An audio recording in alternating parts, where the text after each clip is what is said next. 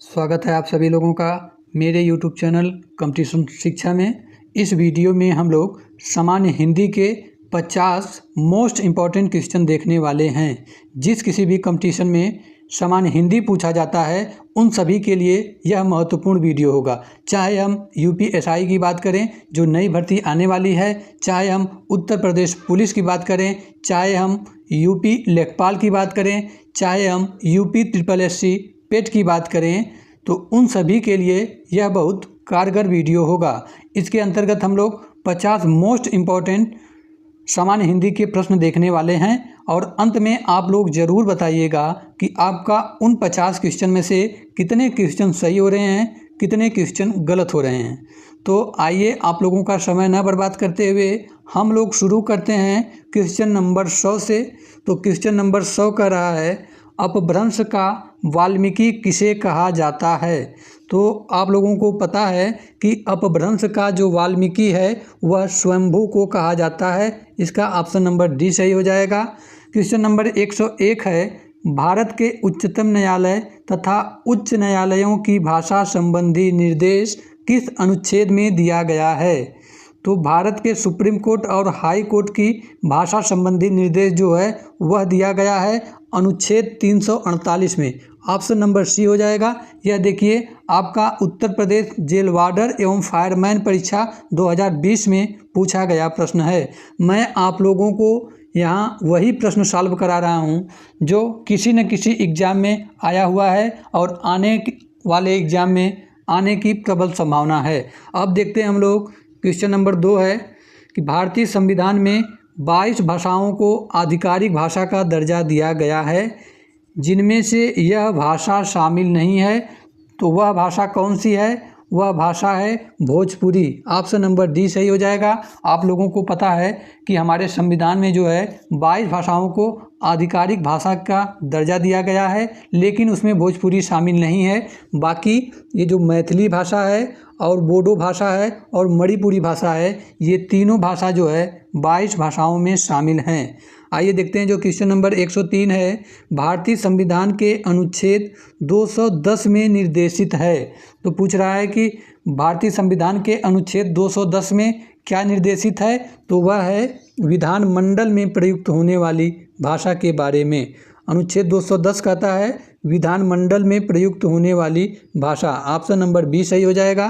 Question number 104 है, केंद्रीय हिंदी निदेशालय की स्थापना कब हुई थी। कौन सा प्रश्न है? वह है केंद्रीय हिंदी निदेशालय की स्थापना कब हुई थी। तो इसकी स्थापना जो है सन 1960 ईस्वी में हुई थी। इसे आप लोग याद रखिएगा। क्वेश्चन नंबर 105 है, अवधी बोली का अन्य नाम है। तो अवधी बोली को हम लोग अन्य किस नाम से जानते हैं? उसे हम लोग कोसली के नाम से जानते हैं। ऑप्शन नंबर ए सही हो जाएगा। अवधी बोली का अन्य नाम कौन सा है? वह है कोसली। क्वेश्चन नंबर 106 है, अपभ्रंश भाषा का काल कौन सा है। तो अपभ्रंश भाषा का जो काल है वह 500 ईस्वी से 1000 ईस्वी तक। ऑप्शन नंबर बी सही हो जाएगा। जो 500 ईस्वी से 1000 ईस्वी तक का समय वह अपभ्रंश भाषा का काल माना जाता है। क्वेश्चन नंबर 107 है, बनाफरी इनमें से किस बोली की उपबोली है। तो ये जो बनाफरी है वह जो है इनमें से किस बोली की उपबोली है। तो इसका उत्तर सही हो जाएगा हम लोगों का ऑप्शन नंबर डी, इनमें से कोई नहीं। अब देखिए जो ये क्वेश्चन नंबर 107 है वह यूपीएसआई परीक्षा 2021 में आया हुआ प्रश्न है। और एक बात मैं आप लोगों को बता दूं, अगर आप लोग उत्तर प्रदेश दरोगा के जो 2021 में पेपर हुए थे उसके बिल्कुल डिक्टो प्रीवियस ईयर क्वेश्चन को करना चाहते हैं तो इस प्लेलिस्ट में जाएंगे इस चैनल के, उसमें जो है आपका यूपीएसआई PYQ हिंदी सीरीज़ के नाम से प्लेलिस्ट बना होगा, उसमें आप लोग जा कर के देख सकते हैं। जितने भी 2021 में पेपर हुए थे 54 शिफ्ट के टोटल प्रश्न पत्रों को मैं वहां पर करा रहा हूं, आप लोग जा कर के देख सकते हैं। अब देखते हैं हम लोग क्वेश्चन नंबर 108 है, इनमें से कौन सी बोली पहाड़ी बोली है। तो पहाड़ी बोली कौन सी है? वह है कुमाऊनी। ऑप्शन नंबर सी सही हो जाएगा। अब हम लोग देखते हैं जो क्वेश्चन नंबर 109 है वह है विश्व हिंदी सचिवालय का मुख्यालय कहाँ है। प्रश्न को आप लोग ध्यान से पढ़िएगा। तो विश्व हिंदी सचिवालय का जो मुख्यालय है वह कहाँ है, वह आपका है मॉरिशस में। ऑप्शन नंबर बी सही हो जाएगा। देख लीजिए, यह भी जो प्रश्न है वह आपका यूपीएससी परीक्षा 2021 में आया हुआ प्रश्न है। क्वेश्चन नंबर 110 का रहा है, इस बोली में कर्ता कारक की विभक्ति का प्रयोग नहीं होता है। तो कौन सी बोली ऐसी है जिसमें कर्ता कारक की विभक्ति का प्रयोग नहीं होता है, वह बोली है अवधी। ऑप्शन नंबर सी सही हो जाएगा। अब हम लोग देखते हैं जो क्वेश्चन नंबर 111 है, किस बोली में ने पर सर्ग लगाया जाता है। अब देखिए, यह भी आपका यूपीएससी परीक्षा 2021 में आया हुआ प्रश्न है। तो किस बोली में ने पर सर्ग लगाया जाता है, आप लोग बताइए। इसका उत्तर सही हो जाएगा हम लोगों का खड़ी बोली में जो है ने पर सर्ग लगाया जाता है। ऑप्शन नंबर बी सही हो जाएगा। क्वेश्चन नंबर 112 है, ब्रज भाषा का विकास किस अपभ्रंश से हुआ। तो जो ब्रज भाषा है उसका विकास सौरसेनी अपभ्रंश से हुआ है। ऑप्शन नंबर ए सही हो जाएगा। अब देखते हैं हम लोग क्वेश्चन नंबर जो 113 है, वह है 11वां विश्व हिंदी सम्मेलन कहाँ संपन्न हुआ था। तो आप लोगों को पता है ये जो 11वां विश्व हिंदी सम्मेलन हुआ था वह मॉरिशस के पोर्ट लुई में सम्मिलित हुआ था। इसका उत्तर सही हो जाएगा। Option number C. और एक आप लोग काम करिएगा, अब तक जितने भी विश्व हिंदी सम्मेलन हैं उसे अब आप लोग याद कर लीजिएगा कि वह किस सन में हुआ था और कहाँ हुआ था। देखते हैं जो क्वेश्चन नंबर 114 है, वह है इस बोली में उत्तम पुरुष का एक वचन के स्थान पर उत्तम पुरुष बहुवचन का प्रयोग किया जाता है। तो कौन सी ऐसी बोली है जिसमें उत्तम पुरुष एक वचन के स्थान पर उत्तम पुरुष बहुवचन का प्रयोग किया जाता है। तो वह बोली है अवधी। ऑप्शन नंबर ए सही हो जाएगा। क्वेश्चन नंबर 115 है, संथाली भाषा किस भाषा परिवार से संबंधित है। तो ये जो संथाली भाषा है वह ऑस्ट्रिक परिवार की एक भाषा है। ऑप्शन नंबर सी सही हो जाएगा। क्वेश्चन नंबर 116 है, सौरसेनी अपभ्रंश के अंतर्गत आने वाली भाषा नहीं है। इसे आप लोग ध्यान में रखिएगा, ये जो नहीं है इसे आप लोग ध्यान में रखिएगा। तो कौन सी ऐसी भाषा है जो सौरसेनी अपभ्रंश के अंतर्गत नहीं आती है, वह है सिंधी। ऑप्शन नंबर बी सही हो जाएगा। क्वेश्चन नंबर 117 है, पश्चिमी हिंदी का उद्भव अपभ्रंश के किस रूप से हुआ है। तो ये जो पश्चिमी हिंदी का उद्भव है वह अपभ्रंश के सौरसेनी अपभ्रंश से हुआ है। ऑप्शन नंबर सी सही हो जाएगा। क्वेश्चन नंबर 118 है, बुंदेली किस उपभाषा समूह की बोली है। तो ये जो बुंदेली है वह पश्चिमी हिंदी उपभाषा समूह की बोली है। ऑप्शन नंबर सी सही हो जाएगा। क्वेश्चन नंबर 119 है, भाषा के मानकीकरण का संबंध भाषा के किस रूप से है। तो जो भाषा के मानकीकरण का संबंध वह भाषा के लिखित रूप से होता है। ऑप्शन नंबर ए सही हो जाएगा। अब देखते हैं हम लोग जो क्वेश्चन नंबर 120 है, वह है अवधि का विकास किस अपभ्रंश से हुआ है। तो ये जो अवधि है उसका विकास अर्धमागधी अपभ्रंश से हुआ है। ऑप्शन नंबर सी सही हो जाएगा। क्वेश्चन नंबर 121 है, पंजाबी का विकास किससे हुआ है। तो ये जो पंजाबी है इसका विकास पूछ रहा है किससे हुआ है। तो इसका विकास जो है पैशाची से हुआ है। ऑप्शन नंबर ए सही हो जाएगा। अब देखते हैं जो क्वेश्चन नंबर 122 है, निम्नलिखित में से कौन कौन सी बोलियां उत्तर प्रदेश में बोली जाती हैं। तो उत्तर प्रदेश में बोली जाने वाली कौन कौन सी बोलियां हैं, वह हैं ब्रज, देखिए भी यह भी उत्तर प्रदेश में बोली जाती है, और अवधी भी उत्तर प्रदेश में बोली जाती है, और कन्नौजी भी उत्तर प्रदेश में बोली जाती है। तो इस प्रकार हम लोगों का ऑप्शन ए सही हो जाएगा, 1, 2 और 3। अब देखते हैं हम लोग जो क्वेश्चन नंबर 123 पूछा गया था, वह है निम्नलिखित में से कौन कौन सी बोलियां उत्तर प्रदेश में नहीं बोली जाती हैं। तो उत्तर प्रदेश में कौन कौन सी बोलियां नहीं बोली जाती हैं उसे हम लोगों को देखना है। तो देख लीजिए आप लोग, ये जो मारवाड़ी बोली है यह उत्तर प्रदेश में नहीं बोली जाती है, और मेवाती भी उत्तर प्रदेश में नहीं बोली जाती है। तो इस प्रकार हम लोगों का 123 का आंसर सी सही हो जाएगा। अब हम लोग देखते हैं जो क्वेश्चन नंबर 124 है, वह है निम्नलिखित में से किस अपभ्रंश से असमिया भाषा की उत्पत्ति हुई है। तो ये जो असमिया भाषा है इसकी उत्पत्ति मागधी अपभ्रंश से हुई है। ऑप्शन नंबर ए सही हो जाएगा। क्वेश्चन नंबर 125 है, पश्चिमी हिंदी का विकास किस अपभ्रंश से हुआ है? तो आप लोगों को पता होना चाहिए कि ये जो पश्चिमी हिंदी है इसका विकास सौर श्रेणी अपभ्रंश से हुआ है। ऑप्शन नंबर बी सही हो जाएगा। अब देखते हैं हम लोग जो क्वेश्चन नंबर 126 है वह है अधिकतर भारतीय भाषाओं का विकास किस लिपि में हुआ है? तो ये जो अधिकतर भारतीय भाषाएं हैं उनका विकास जो है ब्राह्मी लिपि में हुआ है। ऑप्शन नंबर ए सही हो जाएगा। क्वेश्चन नंबर 127 है इनमें से कौन सी भाषा संस्कृत भाषा की अपभ्रंश है? तो संस्कृत भाषा की अपभ्रंश कौन सी है? वह है पाली। ऑप्शन नंबर बी सही हो जाएगा। अब हम लोग देखते हैं जो क्वेश्चन नंबर 128 है वह है राजभाषा संबंधी प्रावधानों का उल्लेख भारतीय संविधान के किन अनुच्छेदों में है? तो ये जो राजभाषा संबंधी प्रावधानों का उल्लेख है वह भारतीय संविधान के अनुच्छेद 343 से लेकर के अनुच्छेद 351 तक है। यह बात आप लोग ध्यान में रखिएगा। इसका आंसर सी सही हो जाएगा। क्वेश्चन नंबर 129 है हिंदी भाषा कौन सी लिपि में लिखते हैं? तो ये जो हम लोग हिंदी भाषा है उसको हम लोग देवनागरी लिपि में लिखते हैं। यह तो बात आप लोगों को पता ही है। ऑप्शन नंबर डी सही हो जाएगा। अब देखते हैं हम लोग जो क्वेश्चन नंबर 130 है उसको देख लेते हैं। क्वेश्चन नंबर 130 को देखने से पहले आप लोगों से एक छोटा सा रिक्वेस्ट है, अगर आप लोग हिंदी को बिल्कुल डिटेल से पढ़ना चाहते हैं तो सबसे पहले इस चैनल को सब्सक्राइब कर लीजिए। और जितना आप लोग पेड बैच में हिंदी नहीं पढ़ेंगे मैं आप लोगों को इस चैनल के माध्यम से बिल्कुल फ्री में हिंदी आप लोगों को पढ़ाऊंगा, कॉन्सेप्ट भी पढ़ाऊंगा और जितने भी इम्पोर्टेंट MCQ है उसको भी सॉल्व कराऊंगा। तो आप लोग सबसे पहले इस चैनल को सब्सक्राइब कर लीजिए, लाइक कर लीजिए और ज़्यादा से ज़्यादा अपने दोस्तों में शेयर कर लीजिए। अब देखते हैं हम लोग जो क्वेश्चन नंबर 130 है इनमें से किस बोली का संबंध बिहारी हिंदी से नहीं है?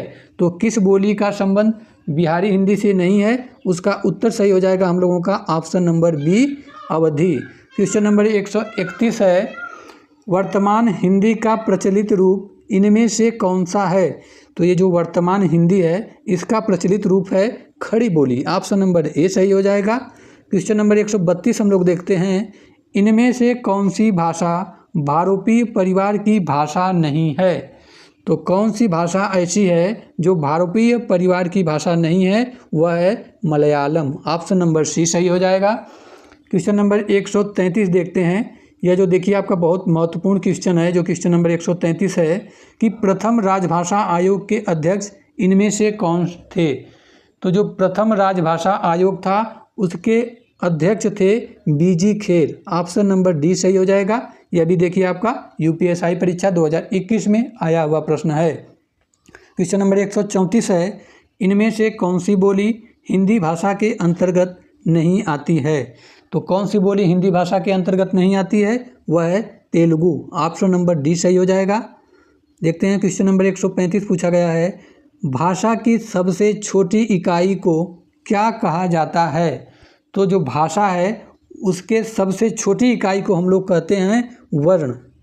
ऑप्शन नंबर ए सही हो जाएगा क्योंकि वर्ण से जो सबसे छोटी इकाई कोई नहीं होती है।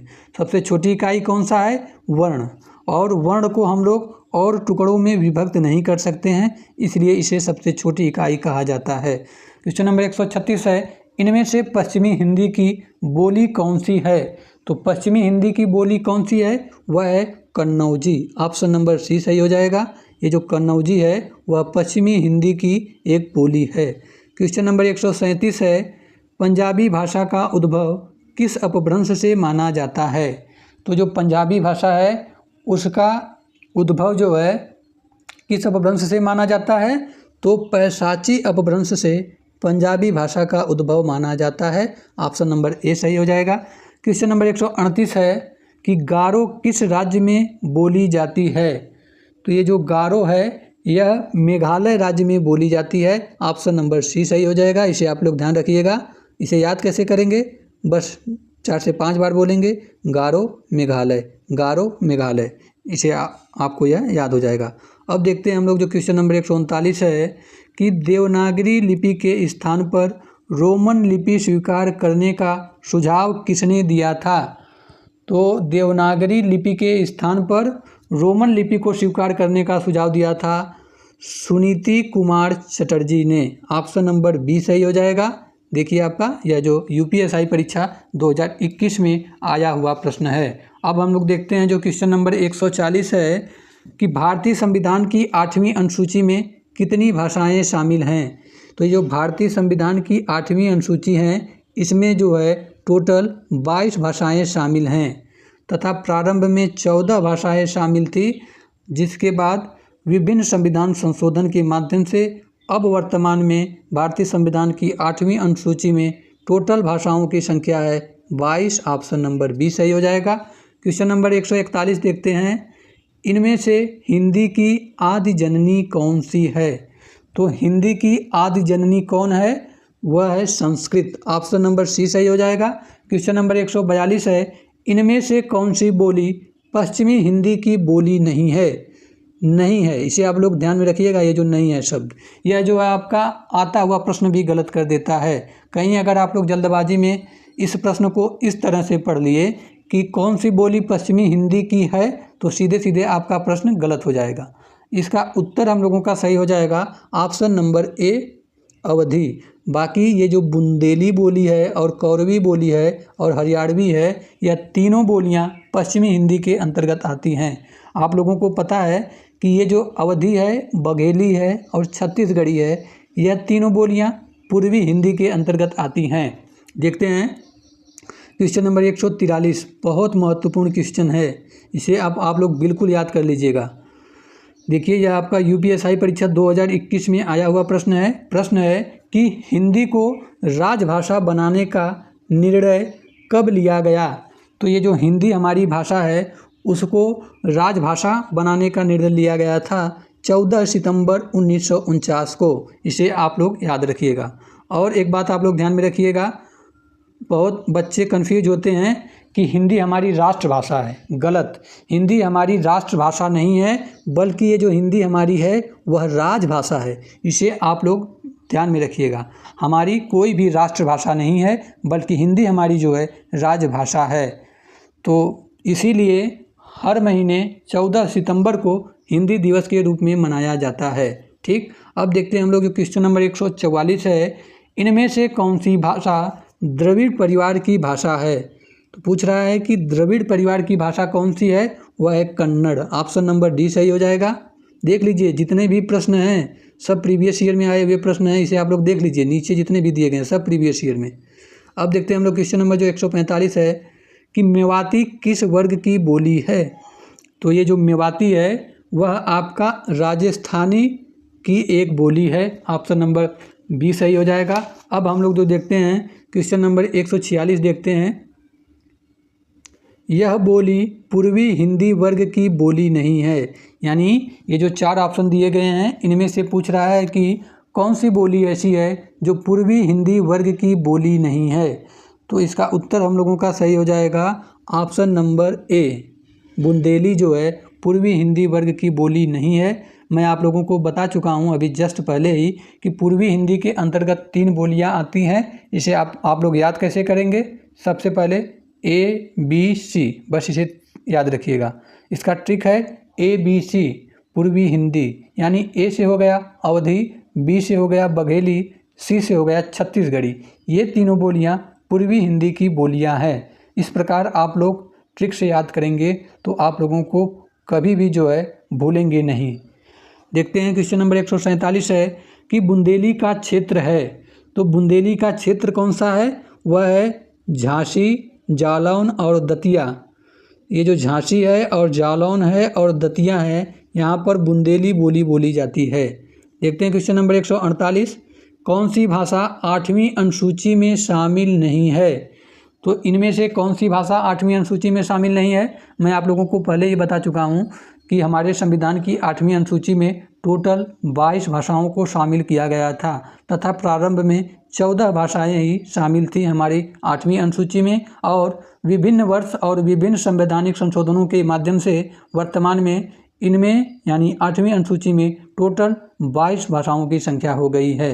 तो यही पूछ रहा है कि 8वीं अनुसूची में कौन सी भाषा शामिल नहीं है। तो इसका उत्तर हो जाएगा हम लोगों का ऑप्शन नंबर सी, मिजो।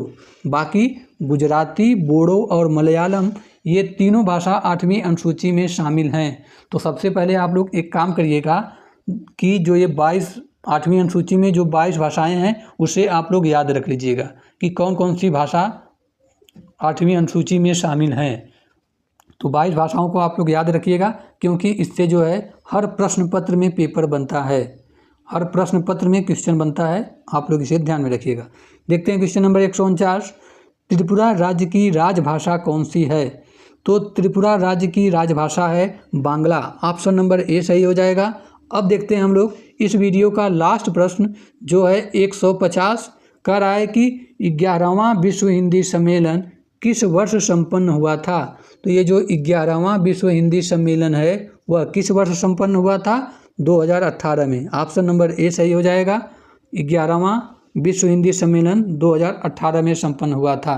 तो ये रहा 50 मोस्ट इंपॉर्टेंट क्वेश्चन। अंत में आप लोग ज़रूर बताइएगा कि इन 50 में से कितने प्रश्न आपके सही हो रहे हैं, कितने प्रश्न गलत हो रहे हैं। और वीडियो के अंत में आप लोगों से एक छोटा सा रिक्वेस्ट है कि इस चैनल को अगर आप लोग सब्सक्राइब नहीं किए हैं तो सब्सक्राइब कर लीजिए और इस चैनल को लाइक करिए और अपने दोस्तों में ज़्यादा से ज़्यादा लोगों के पास शेयर करिए। तब तक के लिए मिलते हैं नेक्स्ट वीडियो में। जय हिंद, जय भारत।